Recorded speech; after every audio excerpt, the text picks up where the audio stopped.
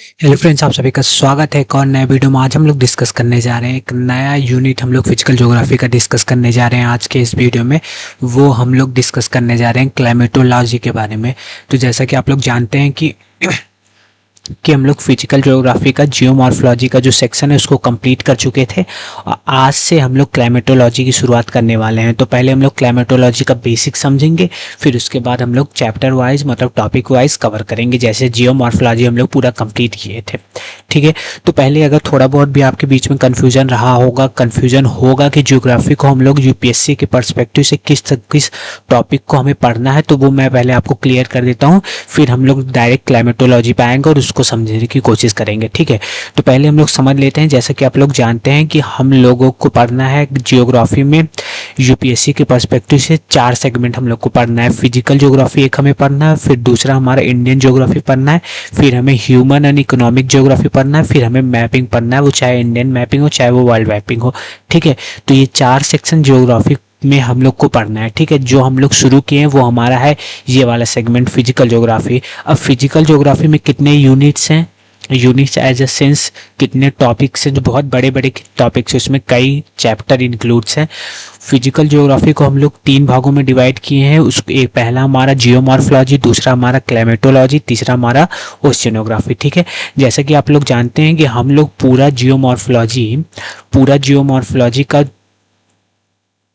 Geomorphology हम लोग complete कर चुके हैं, ठीक है। जियोमॉर्फोलॉजी कंप्लीट कर चुके हैं। कल इसका आखिरी वीडियो था जिसमें हम लोग जियोमॉर्फिक प्रोसेसेस कंप्लीट कर दिए, ठीक है। इसको भी कंप्लीट कर दिए। ये हमारा आखिरी टॉपिक था जियोमॉर्फोलॉजी का। तो आज से हम लोग क्या शुरुआत करेंगे, आज से हम लोग की शुरुआत होगी क्लाइमेटोलॉजी से। आशा करता हूँ कि ज्योग्राफी में हमें क्या क्या पढ़ना है आपको इस वीडियो से क्लियर हुआ होगा। जैसे कि मैं आपको फिर से बता दे रहा हूँ कि ज्योग्राफी का 4 सेगमेंट हम लोग को पढ़ना है। एक हमारा फिजिकल ज्योग्राफी, एक हमारा इंडियन ज्योग्राफी, एक हमारा ह्यूमन एंड इकोनॉमिक ज्योग्राफी, एक हमारा मैपिंग पढ़ना है। उसमें से हमारा जो पहला टॉपिक हम लोग पहला जो पार्ट है वो फिजिकल ज्योग्राफी हम लोग वही चालू किए हैं। उसका पहला सेक्शन जो है जियोमॉर्फोलॉजी, पहला सेक्शन ये जियोमॉर्फोलॉजी को हम लोग कंप्लीट कर चुके हैं। अब हम लोग का सेकंड सेक्शन चालू हुआ है क्लाइमेटोलॉजी, जिसको हम लोग आज से पढ़ना चालू करेंगे। तो चलिए समझते हैं कि क्लाइमेटोलॉजी होता क्या है। तो जैसा कि हम लोग जियोमॉर्फोलॉजी को शुरू किए थे तो समझे थे कि जियोमॉर्फोलॉजी में हम लोग को लैंडफॉर्म्स के बारे में पढ़ना है। लैंडफॉर्म्स में माउंटेन्स और भी जैसे जैसे लैंडफॉर्म्स है अर्थ पे, उनके बारे में पढ़ना है, उनका इवोल्यूशन जाना है, यानी वो कैसे बड़े हुए, कैसे वो बने। तो जियोमॉर्फोलॉजी में ये सब हम लोग पढ़े, ठीक है। तो क्लाइमेटोलॉजी में ही इसलिए हम लोग को क्लाइमेटोलॉजी किसके पर्सपेक्टिव में पढ़ना है, यानी कि क्लाइमेटोलॉजी में हम लोग को क्या पढ़ना है, तो क्लाइमेटोलॉजी में हम लोग को क्लाइमेट्स के बारे में पढ़ना है। आप बात करेंगे क्लाइमेट्स, तो जैसा कि आप लोग जानते हैं क्लाइमेट अलग होता है, वेदर अलग होता है, ये सब हम लोग डिफरेंसेस पढ़ेंगे। तो अगर कोई पूछे कि क्लाइमेटोलॉजी सेक्शन में फिजिकल ज्योग्राफी के हमें किस चीज़ के बारे में पढ़ना है, तो हमको मेजरली डिस्कस करना है क्लाइमेट्स के बारे में क्लाइमेटोलॉजी में। और जैसा कि आप लोग जानते हैं ये क्लाइमेट्स, वेदर और ये सब एयर, जितने भी गैसेस हैं, ये सब पाए कहाँ जाते हैं, ये सब कहाँ पाए जाते हैं, ये सब हम लोग को एटमॉस्फेयर में पाए जाते हैं, ठीक है। तो अगर हम लोग बात करेंगे आज से कि क्लाइमेटोलॉजी का मेजर रोल कौन सा, क्लाइमेटोलॉजी में कौन मेजर रोल प्ले करता है, तो हमें क्लाइमेट्स के बारे में पढ़ना ही है क्लाइमेटोलॉजी में। लेकिन वो क्लाइमेट्स तो हमारे एटमॉस्फेयर, हमारे वातावरण में ही पाया जाता है। तो मेन रोल इस पूरे क्लाइमेटोलॉजी में मेन रोल ये हमारा इस एटमॉस्फेयर का ही है, ठीक है। तो इसी टॉपिक से हम लोग शुरुआत करेंगे क्लाइमेटोलॉजी की। एटमॉस्फेयर होता क्या है, वो कैसे रिस्पॉन्सिबल है लाइफ के एग्जिस्टेंस में, क्या क्या कंपोजिशन है, क्या क्या स्ट्रक्चर है, इसी टॉपिक से हम लोग क्लाइमेटोलॉजी की शुरुआत करेंगे। तो पहले हम लोग समझेंगे कि why we study the atmosphere, हमें एटमॉस्फेयर के बारे में पढ़ना ही क्यों है, ठीक है। तो एटमॉस्फेयर जो है ये रिस्पॉन्सिबल है फॉर ऑफ क्रिएशन, मतलब बनाने के लिए, एंड परपेचुएशन मतलब आगे बढ़ाने के लिए, लाइफ यानी कि जीवन को। जीवन इससे क्रिएट होता है, मतलब एटमॉस्फेयर से ही हमारा जीवन क्रिएट होता है और आगे बढ़ता है, ठीक है। और ये रिस्पॉन्सिबल है हाइड्रोस्फीयर के लिए, मतलब जो पानी वाला सरफेस है अर्थ पे, उसके लिए भी रिस्पॉन्सिबल है। कैसे है अभी हम लोग समझेंगे, ठीक है। और फिर ये जो है atmosphere is having a constant interlinkage, इसका इंटरलिंकेज भी है ह्यूमन और एनिमल के लाइफ एग्जिस्टिंग से, यानी कि एटमॉस्फेयर के कारण ह्यूमन और एनिमल का लाइफ एग्जिस्ट है इस अर्थ पे, ठीक है। तो ये सब कैसे है, ये सब अभी हम लोग डिटेल में पढ़ेंगे। तो पहले इस जो फिगर मैं आपके लिए बना के लेके आया हूँ वेन डायग्राम टाइप का, इसको हम लोग समझते हैं। जैसा कि हम लोग लिथोस्फीयर के बारे में पूरा हम लोग जियोमॉर्फोलॉजी के सेक्शन में पढ़े हैं, ठीक है। तो ये हम लोग जियोमॉर्फोलॉजी के सेक्शन में पढ़े।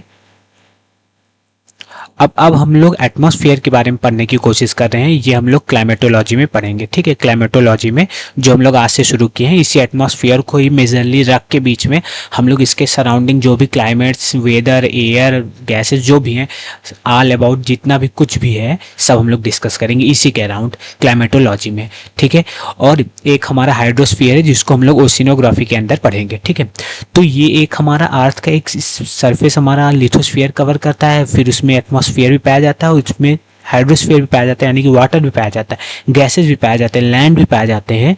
लेकिन ये तीनों जहाँ भी होते हैं वहीं तो हमारा लाइफ एग्जिस्टेंस होता है, वहीं तो हमारा जीवन एग्जिस्ट करता है। जहाँ पानी, लैंड की सुविधा हो, पानी हो, हवा हो, गैस हो, ठीक है, तो वहीं तो लाइफ एग्जिस्ट करता है। और जहाँ लाइफ एग्जिस्ट करता है उसको हम लोग बायोस्फीयर कहते हैं। इसी जगह हम लोग रहते हैं अर्थ के इसी सरफेस पे जहाँ हमारा पानी अवेलेबल हो, गैसेस अवेलेबल हो और लैंड अवेलेबल हो, इसी को हम लोग बायोस्फीयर कहते हैं। तो किस तरह एटमॉस्फेयर हमारे लाइफ में कंट्रीब्यूट करता है उसको हम लोग समझने की कोशिश करते हैं। तो एटमॉस्फेयर क्यों हम लोग पढ़ रहे हैं, तो जैसा कि आप लोग को पहला ही पॉइंट बताया गया है कि एटमॉस्फेयर एक रिस्पॉन्सिबल है हमारे लाइफ को आगे बढ़ाने के लिए और क्रिएट करने के लिए। क्यों? अगर एटमॉस्फेयर में जो प्रेजेंट गैसेस हैं, आगे आने वाली वीडियोस में हम लोग एटमॉस्फेयर को डिटेल में पढ़ेंगे, लेकिन अभी आज यही समझना है कि क्यों हमें एटमॉस्फेयर के बारे में पढ़ना है। तो इसीलिए पढ़ना है क्योंकि ये हमारे लाइफ के क्रिएशन में और परपेचुएशन में, परपेचुएशन का मतलब ये होता है कि आगे बढ़ाने में मदद करता है। कैसे? क्योंकि एटमॉस्फेयर में हमारे गैसेस पाए जाते हैं जिससे हम लोग सांस लेते हैं, ऑक्सीजन को हम लोग ग्रहण करते हैं, कार्बन डाइऑक्साइड से पेड़ पौधे भोजन बनाते हैं जो ऑक्सीजन छोड़ते हैं, ठीक है, उसको हम लोग इंटेक करते हैं, ठीक है। तो ये प्रोसेस सारे गैसेस के अवेलेबल के कारण हो रहा है। तो गैसेस कहाँ अवेलेबल है? एटमॉस्फेयर में। इसीलिए एटमॉस्फेयर के कारण हमारा क्रिएशन और परपेचुएशन होता है लाइफ का, ठीक है। पहला पॉइंट आपको क्लियर होगा।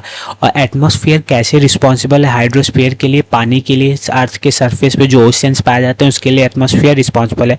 क्योंकि आप लोग जैसा कि जानते हैं कि जो पानी का बॉइलिंग पॉइंट है वो 100 डिग्री सेल्सियस है, लेकिन 100 डिग्री सेल्सियस वो एक एटमॉस्फेरिक प्रेशर अगर रहेगा तब 100 डिग्री सेल्सियस पे हमारा पानी बॉयल हो जाएगा।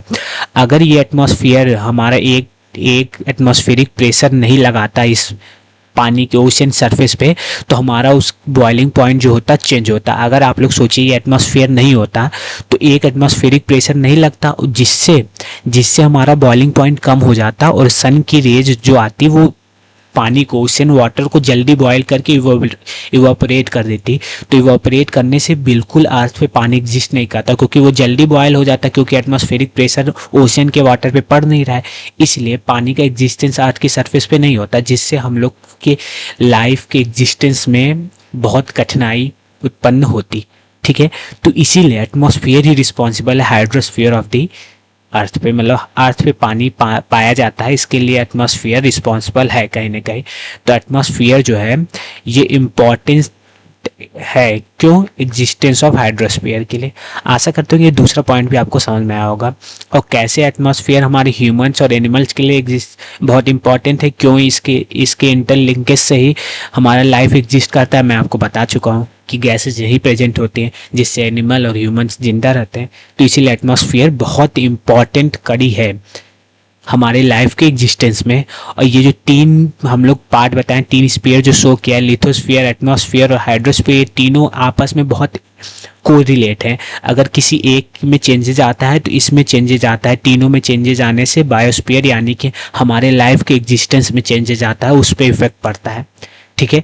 तो हम लोग क्या मेजरली क्लाइमेटोलॉजी में पढ़ना है, तो क्लाइमेट्स के बारे में, और वो क्लाइमेट्स हमारे एटमॉस्फेयर में प्रेजेंट है, इसीलिए एटमॉस्फेयर बहुत इंपॉर्टेंट रोल प्ले करता है क्लाइमेटोलॉजी में। तो आशा करता हूँ कि आपको पूरा क्लाइमेटोलॉजी का बैकग्राउंड समझ में आया होगा और हम लोग एटमॉस्फेयर चालू करने वाले हैं ये भी समझ में आ गया होगा, और क्यों एटमॉस्फेयर इतना इंपॉर्टेंट है क्लाइमेटोलॉजी में ये भी मैं आपको समझा पाया हूँगा। ठीक है, तो कल से हम लोग एटमॉस्फेयर के बारे में पढ़ेंगे और फिर हम लोग कंपोजिशन स्ट्रक्चर वैसे करके आगे हम लोग क्लाइमेटोलॉजी में कंटिन्यू करेंगे। तो आशा करता हूँ कि आपको पूरा बैकग्राउंड क्लाइमेटोलॉजी का समझ में आया होगा। तो वीडियो अच्छा लगा होगा और वीडियो को लाइक एंड चैनल को सब्सक्राइब जरूर करिए आप लोग, और शेयर करिए ज़्यादा से ज़्यादा, क्योंकि पूरा जियोमॉर्फोलॉजी हम लोग पूरा कवर कर चुके हैं और एकदम सेपरेट वीडियो, मतलब नियर अबाउट 75 वीडियोस लगी हैं। बहुत छोटे छोटे वीडियोस हैं, आप लोग अलग अलग टॉपिक को अलग अलग वीडियो में सेपरेटली आपको डिस्कस किया गया है, जिससे कोई भी ऐसा पॉइंट ना हो जो आपको समझ में ना आए। ऐसा बिल्कुल समझाया गया एकदम प्रॉपरली।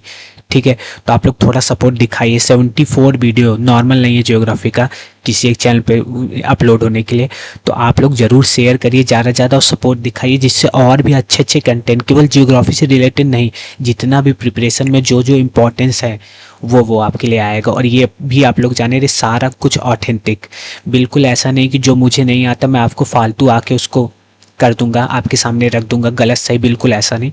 ठीक है, और आप लोग तो कमेंट बॉक्स आप लोग के लिए इसीलिए खुला है कि आप लोग थोड़ा सा अपने तरफ से फीडबैक दीजिए जो कुछ भी है। ठीक है, तो आशा करता हूँ मैं आपको समझा पाया हूँ क्लाइमेटोलॉजी का पूरा बैकग्राउंड। तो आज के लिए इतना ही। तो ज़रूर आप लोग कमेंट करिए और बताइए कि जियोमॉर्फोलॉजी आपको कैसा लगा। अब हम लोग तो क्लाइमेटोलॉजी भी चालू कर दी, ये भी ख़त्म करने के बाद हम लोग ओशिनोग्राफी भी पढ़ लेंगे, पूरा फिजिकल ज्योग्राफी को भी एंड कर देंगे। तो कमेंट जरूर करिए और फीडबैक भी दीजिए। आशा करता हूँ कि पूरा ये सब आपको समझ में आया होगा। धन्यवाद।